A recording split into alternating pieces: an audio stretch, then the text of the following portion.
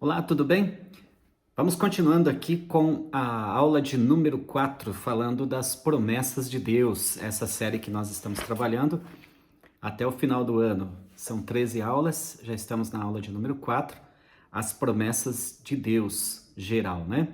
Eu lembro que eu gravei uma aula e coloquei lá no Facebook e tenho 3 aqui no YouTube. A primeira aula, na verdade, nós trabalhamos promessas de Deus em geral, e a segunda aula trabalhamos especificamente a, as promessas de Deus para o povo de Israel. A terceira aula nós falamos sobre as promessas de Deus para a igreja e hoje é a quarta aula.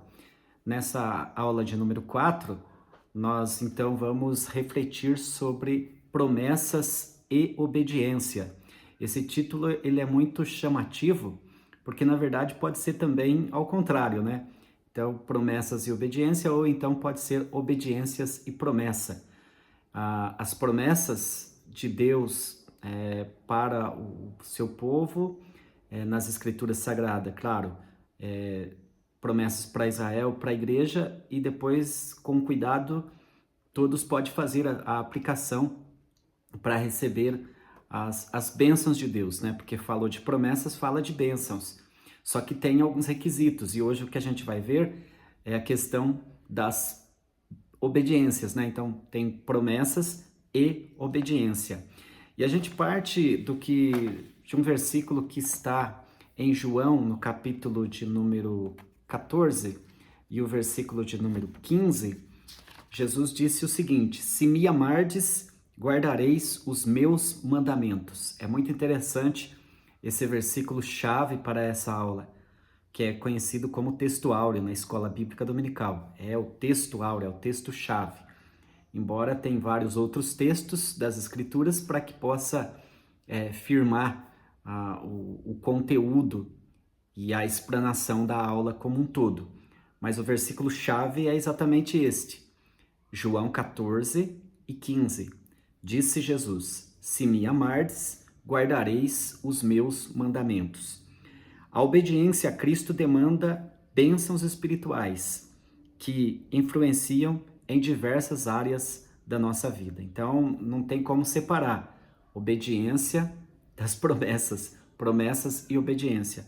Agora, no caso aqui, como esse texto é Jesus Cristo que falou, né? Se me amardes, guardareis os meus mandamentos. Inicialmente é bom pensar que essa expressão guardareis significa obedecer. Então, quando fala eu guardo os mandamentos, é o mesmo que dizer eu obedeço. Então, só guardar, fazer de conta e não obedecer não está certo. Então, eu até acho que essa tradução seria mais interessante se tivesse colocado assim.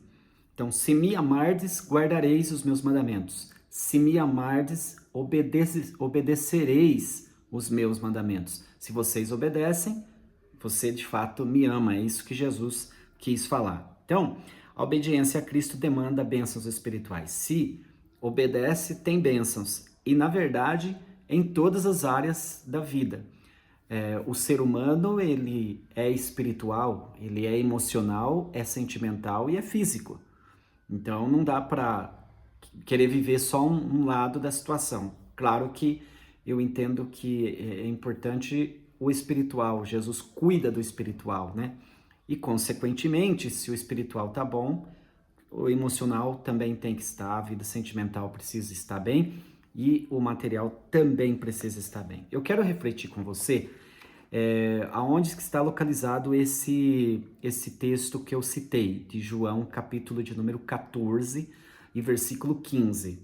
Vamos lembrar o seguinte, o contexto aí foi exatamente naqueles momentos, durante o ministério do Senhor Jesus, e estava se aproximando os momentos finais do seu ministério na terra, ou seja, ele está preparando os discípulos porque ele haveria sim de morrer na cruz do Calvário, morrer na cruz, consequentemente, ele iria ressuscitar, mas ele também começa a deixar claro que ele vai para o céu, né? Isso está em João 14, no verso 1. Ele disse: não se turbe o vosso coração, credes em Deus, crede também em mim, na casa de meu pai há muitas moradas, se não fosse assim, o vou teria dito, vou preparar-vos lugar. E se eu for e vos preparar lugar, virei outra vez, e vos levarei para mim mesmo, para que onde eu estiver, estejais vós também. É muito bom frisar isso, João 14. Então, o céu, claro que tem muita gente, mas o céu é acima das estrelas. O céu, não. Nós entendemos pela palavra de Deus que o céu é onde está o Senhor. Céu é onde está Deus. Céu é onde estão os seres espirituais. Céu é um lugar de gozo, de paz, de alegria. E Jesus está no céu. Né? Ele veio do céu, retornou para o céu, enviou o seu Espírito Santo e ele prometeu um dia voltar para levar aqueles que seguem a ele para o céu. Essa base está exatamente em João 14. João 14, pode conferir na sua Bíblia. João 14. Claro que ele sabia que no sentido humano, assim como as pessoas têm dificuldade hoje de entender isso, eles ficaram preocupados, porque na verdade eles já tinham ouvido tudo isso, mas quando Jesus disse eu estou indo, então agora trouxe preocupação. Eles ficaram ali abatidos, né? Porque é como se diz, momento de partida, momento de despedida, nunca foi bom para ninguém. Só que no caso de Jesus, ele tranquilizou, não se turbe o vosso coração. Credes em Deus, crede também em mim. Só essa expressão é interessante nós pensarmos que Jesus também revela ali que ele é Deus. Nós cremos em um único Deus, à luz das Escrituras, em três pessoas distintas.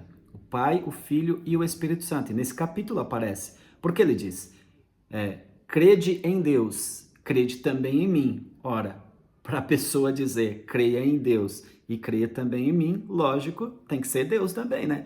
Porque senão seria uma blasfêmia, seria muito difícil. E é interessante que no mesmo capítulo 14 e no versículo de número 16, ele vai falar o seguinte, eu rogarei ao Pai e ele vos dará outro consolador para que fique convosco. A expressão outro, da mesma espécie.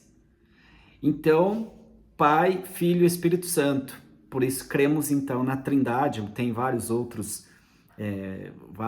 textos que nos apontam isso, mas não é o assunto do momento aqui, né? É só para tranquilizar que nós cremos em um único Deus, em três pessoas distintas. Não fazemos confusão. Nós não cremos em três deuses, mas cremos em três pessoas. É um único Deus, três pessoas distintas, tudo bem? Tá. Mas vamos ao que interessa. Então ele diz, se me amardes, guardareis os meus mandamentos. E aí a gente precisa lembrar essa questão de mandamentos, a gente se remete ao pensamento lá de Êxodo, capítulo de número 19 especificamente. Porque vocês estão lembrados que o povo de Israel, aliás, Deus fez promessa, como a gente viu na aula de número 2, quando Deus fez promessa para Abraão. Para isso, e a partir de Abraão, iria então ser gestado um povo, que foi o povo de Israel, e eles foram para o Egito. Mas já mais à frente, o que acontece? Cumpriu-se essa palavra em Abraão e tal, e Deus levantou Moisés, quando o povo estava no Egito. Ou seja, já no momento do Senhor tirar esse povo da escravidão. Porque a partir de Abraão, né, Abraão, Isaac e Jacó vai ter 12 filhos e esses filhos vão para o Egito, né, através de José. José é o filho de Israel, de Jacó, né, e vão ficar no Egito e vão ficar lá 430 anos. Bom, passaram-se 430 anos, o povo de Israel está escravizado no Egito. Deus vai usar Moisés para tirar esse povo de lá. E de fato usa, né? Tem todo um desfecho nessa situação que nós sabemos. O ponto aqui não é falar dessa parte histórica, que é falar do conserto. Quando o povo saiu do Egito, quando por um milagre, por mão forte, Deus usando Moisés, né?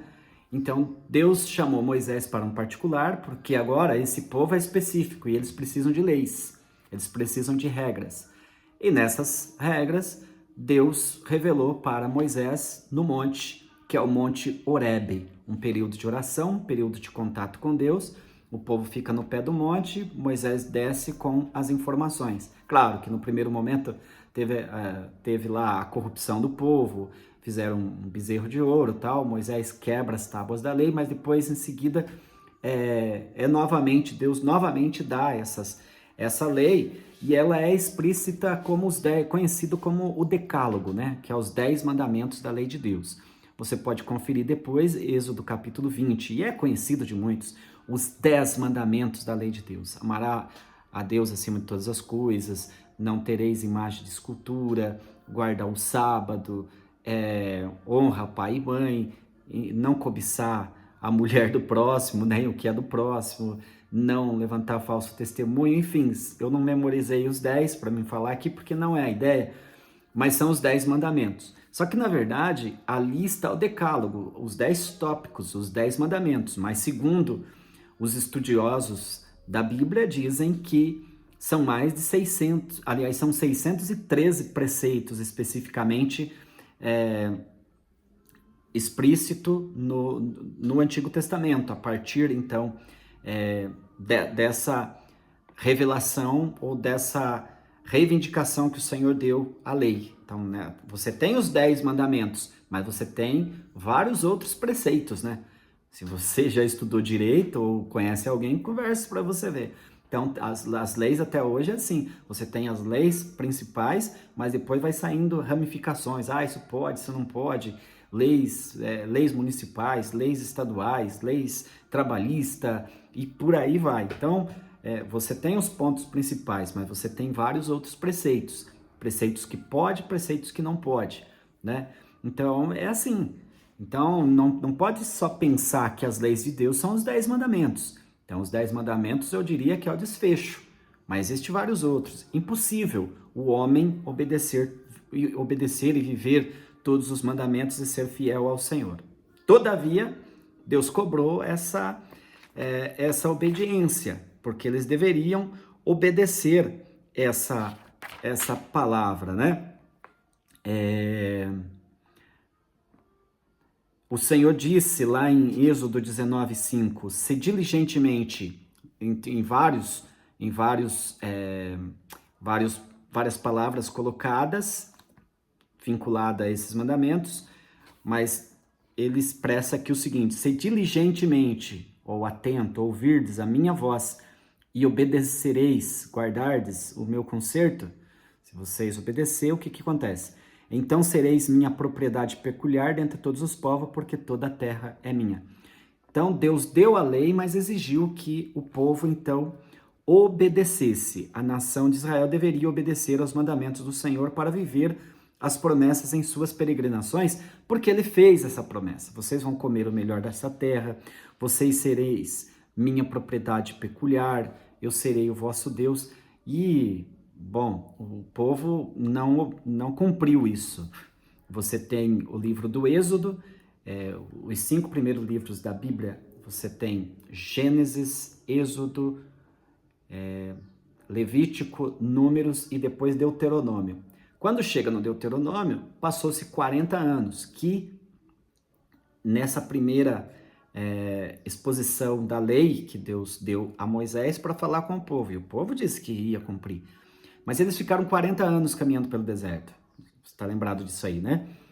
E até chegar na Terra Prometida. Quando está chegando na Terra Prometida, a verdade é que aquele povo que saiu, muito pouco sobreviveu para chegar na Terra Prometida, porque a grande maioria, a grande massa, praticamente todos morreram.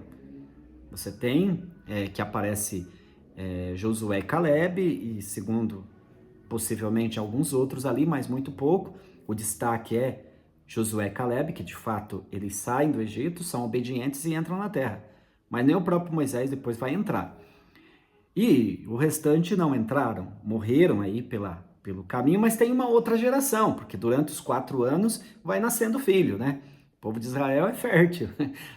Você tem, mesmo pelo deserto, mesmo na dificuldade, mas filho sempre vai sendo gerado aí pela trajetória. Então, tem uma grande massa de pessoas que é uma geração que não tiveram o privilégio de ouvir o primeiro a primeira exposição da lei que Moisés falou no começo da trajetória. Então, o livro de Deuteronômio, especificamente, é uma repetição disso, né? É chamado de concerto nas campinas de Moabe, ou seja, está repetindo aquilo que foi falado para os pais. Ele está repetindo. E nessa repetição, Moisés diz que o povo não obedeceu. Então, estas são as palavras do concerto que o Senhor ordenou a Moisés na terra de Moabe, que fizesse com os filhos de Israel, além do concerto que fizera com ele em Horebe. Tá? Então, é uma repetição dessas leis. E aí, eles tinham que obedecer. Você vai ver que no capítulo de número 27, capítulo 27 a 30, a ênfase fala de bênçãos e fala de maldições. Se você tiver um tempinho de você ler o capítulo 27, você vai ver ali a quantidade você vai fazer a comparação de bênçãos e de maldições e, por incrível que pareça, tem mais maldição do que bênção, né? No Antigo Testamento. Então, o negócio é sério. Então, no capítulo 28 está ali tudo explícito, né? As promessas provenientes da obediência, eles tinham que obedecer. Tipo, se me ouvirdes. Então, em toda a área da vida dos judeus, do povo de Israel, teriam bênçãos. No capítulo 28, aparece ali algumas bênçãos proferidas, como eu disse. Por exemplo, o Senhor fala, bênçãos no campo, bênçãos na cidade, bênçãos na procriação, na vida doméstica, ao entrar, ao sair. Bênçãos, prosperidade na terra para o povo de Israel. Entretanto, eles teriam que obedecer. Então, em toda a área da vida do povo israelita, as bênçãos do Senhor seriam derramadas, porém, mediante a obediência. Então, eu quero fechar esse ponto aqui falando o seguinte. No concerto, na aliança, nessa chamada para uma palavra e aí, consequentemente, a promessa, nós observamos que o cumprimento das promessas tinha que ser a partir da obediência. Deus fez a promessa, mas o povo teria que obedecer. Então, organizar aqui, ponto, né? Você enxerga no Antigo Testamento a questão dos mandamentos dados por Deus, mandamentos específicos, mas que o Senhor reivindica obediência. Tipo, se vocês obedecerem, vocês serão abençoados. Se não obedecer, não tem jeito. E aí eu volto no texto de Jesus, né? Que Jesus falou. João 14:15, já trazendo para o Novo Testamento. É a mesma situação. Se me amardes, guardareis os meus mandamentos. E aí a gente precisa pensar o seguinte. Se eu disse no início da aula que Jesus é Deus, os mandamentos que Jesus também fala aqui, quais são? Claro que também são esses, porque os mandamentos são do Senhor Jesus. E se de fato você diz que ama a Jesus, você precisa obedecer os mandamentos dele. Bem, então isso significa que no Novo Testamento, a obediência precisa continuar. Então lá no Antigo Testamento, nós tivemos a antiga aliança ou antigo pacto. No Novo Testamento, o próprio termo já fala, nova aliança ou novo testamento ou novo pacto, que é com Jesus. Bom, nesse novo pacto também aparece a necessidade de obedecer, né? Então, o relacionamento entre Deus e o seu povo, no Antigo Testamento, se dava baseado em obedecer a lei. Mas no Novo Testamento também precisa, porque agora nós temos o Senhor Jesus, que é o mediador. Então, o Senhor Jesus é o mediador que estabelece o novo concerto, como eu estou dizendo aqui, o novo pacto, né? Em vista disso, podemos reafirmar que o novo pacto é uma promessa de graça, de amor, de perdão. Então, lá na lei era muito complicado mesmo. 613 eu disse para você. Mas com Jesus agora é diferente. Você entrega a sua vida a Jesus. E segue a graça. Ele morreu na cruz para resolver isso para nós. Todavia, é imprescindível ser obediente à sua palavra. Os ensinos do Novo Testamento, a partir de Jesus, mostra que a fé, por exemplo, a fé e a obediência andam ao lado. Se eu tenho fé no Senhor, eu tenho que obedecer. Volto ao versículo de número 14, verso 15. Ele diz, se me amardes, guardareis os meus mandamentos. Se você me ama, você obedece. E quais são os mandamentos do Senhor? Aí você imagina, por exemplo, servir a Ele, estar na igreja, servindo ao Senhor, lendo a palavra, produzindo frutos, não maltratar as pessoas, pegando também os mandamentos da lei, principalmente relacionado à questão civil, à questão moral, não a cerimonial, porque cerimonial já não tem necessidade, mas o que é moral permanece. Por exemplo, amar a Deus acima de todas as coisas. Esse mandamento continua, é explícito. E Jesus até que resumiu, né? Jesus resumiu isso. Ele disse, os mandamentos são esses, amar a Deus acima de todas as coisas e o próximo como a ti mesmo. Está em Mateus, capítulo de número 22, se não me foge da memória. Deixa eu conferir aqui para você. Se você está aqui na minha aula, é importante que veja esse texto. Foi Jesus que resumiu, porque tem algumas pessoas, eu quero respeitar aqui as demais religiões, mas ficam preocupados, né? Eu tenho que guardar o sábado, não guardo o sábado, como carne de porco, não como carne de porco.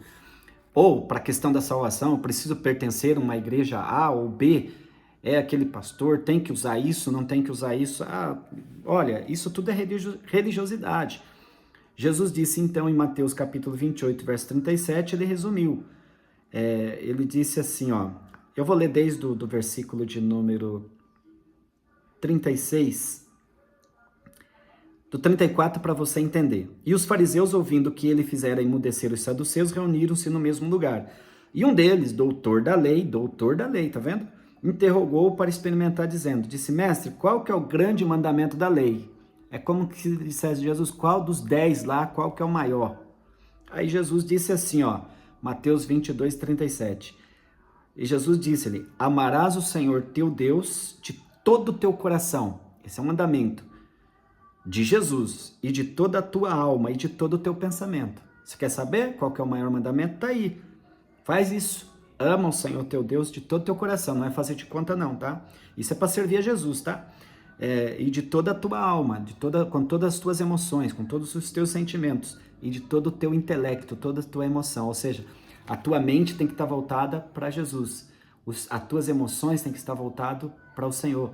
Você tem que de fato amar a Deus acima de todas as coisas. E lembremos, ele diz em João 14,15, se me amardes, guardareis os meus mandamentos. Se você ama, você tem que mostrar isso na prática. Você tem que fazer alguma coisa acontecer. E como que você vai fazer? Olhando para o segundo mandamento, que ele resume aqui. O segundo qual que é? Amar o próximo como a ti mesmo. Então, se você faz bem para as pessoas, se você cuida das pessoas, se você cuida de obras sociais, então primeiro você tem que servir a Deus. Você tem que amar a Deus, você tem que estar de bem com Deus, você tem que estar bem com você mesmo, bem espiritualmente, mas você também não pode fazer vista grossa com o próximo, porque senão você não está cumprindo o primeiro mandamento. Então o mandamento de Deus é vertical e horizontal. Então eu amo a Deus e amo o próximo. Eu faço a obra de Deus, mas eu também faço algo para o bem do próximo, tá certo? E é isso aí, né? Com isso, o que acontece? A gente pode resumir o seguinte, o Novo Testamento então mostra Jesus como nova aliança cumprindo a promessa que agora vai remeter à ideia de salvação, né? A todos que respondem com arrependimento. Bom, eu entendo que esse terceiro ponto aqui, que eu vou finalizar, é mais importante até, de uma vez que eu respeitei o que a gente já comentou aqui. Bênçãos provenientes da obediência a Cristo, porque às vezes a pessoa diz, mas se eu obedecer eu vou ter bênção? Claro que vai. No Novo Testamento tem a presença do Espírito Santo, e o Espírito Santo rege a vida das pessoas. Nesse contexto aprendemos que, lembra que Jesus disse, eu vou, mas rogarei ao Pai para que esteja com vocês. Então, nós não temos a presença de Jesus física, mas nós temos a presença do Espírito Santo conosco. E quem obedece a Cristo, naturalmente, vive piedosamente em sua presença e em justiça. Quer dizer, não faz mal para os outros, porque o mundo sem Cristo é um mundo ruim. É um mundo hostil, é um mundo injusto, né? Quantas pessoas não são aí injustiçadas e tal. Mas se você vive com Cristo, a sua percepção é diferente. Você vive em paz, e você vive a justiça de Deus, não a sua, porque a nossa não dá, né? E vive em paz. Porque ele disse, deixo-vos a paz, a minha paz vos dou. Não a dou como o mundo a dá, porque a do mundo é na pauleira. E a de Jesus é com graça, é no coração. Então, a obediência a Cristo gera. Se você obedece a Cristo, você tem paz. Se você obedece a Cristo, você vive a justiça.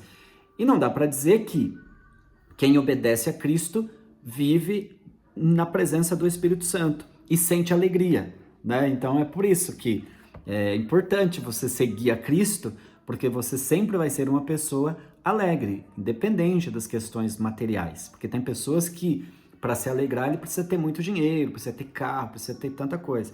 Na verdade, quem segue a Cristo é independente. Você tem que estar resolvido espiritualmente e as demais coisas vos serão acrescentadas.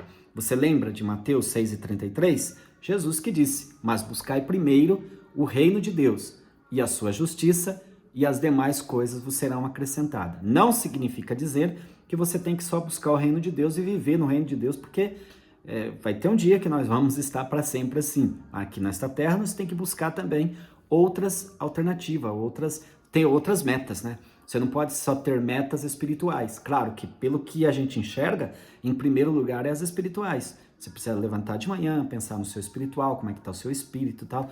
Ir para a igreja, claro, congregar, fazer a sua devoção, enfim. Mas você também precisa trabalhar, precisa estudar, precisa crescer profissionalmente, precisa crescer em todas as áreas da vida, porque essa é a vontade do Senhor. E é uma pessoa que vive em paz, né? Porque Gálatas 5:22 precisa se cumprir. Se você tem a presença do Espírito Santo, naturalmente você tem o fruto do Espírito, né? Que está em Gálatas, no capítulo de número 5, e o versículo de número 22, vou ler para você. Diz assim, mas o fruto do Espírito é amor. Vive em amor. Quem tem o Espírito Santo vive em amor. Que mais? Tem gozo, tem paz, é longânimo, é benigno, não é exagerado, tem uma certa temperança. Essa que é a colocação aqui. Então, conforme nos ensina as Escrituras, a pessoa vive alegre. E essa alegria não está condicionada aos ambientes, é independente de onde você está, com quem você está. É uma alegria interna. Então, o que é isso? Presença do Espírito Santo. Por isso que se você estiver em uma reunião onde estão todos ali pensando coisas boas, coisas do Senhor, claro que você vai estar vivendo essa alegria. Então, para isso, quem que é esse pessoal que vive assim? Os que obedecem a Cristo. Então, obedecem a Cristo, vivem em santidade e justiça, regidos pelo Espírito Santo. E aí eu finalizo aqui dizendo o seguinte, então, nesse ponto, o que nós vimos? Nós vimos a obediência como relacionamento. O ponto aqui foi falar da obediência como relacionamento, tanto na perspectiva do Antigo Testamento, como também no Novo Testamento, no Novo Pacto. Então, o princípio da obediência a Deus e a sua palavra permanece. Então, se a pessoa obedece, tem vida. Se não obedece, não tem jeito. Se obedecer, tem compromisso com o pacto, né? Isso aí em todas as áreas da sua vida. Você começou uma empresa, você tem que ter compromisso com o propósito que você tem. Você começou um casamento, um relacionamento, você tem que ter propósito com aquela aliança que foi feita. Você tem que ter essa firmeza, obediência aos preceitos, às regras que foram estabelecidas, tá bom? Bom, ficamos por aqui. Na próxima aula a gente vai tratar sobre a promessa de salvação especificamente. Se você ficou até aqui, muito obrigado pelo seu carinho. Deixa aí o seu comentário para incentivar o Denilson Maciel a continuar fazendo vídeo. Forte abraço, a gente se vê até a próxima aula.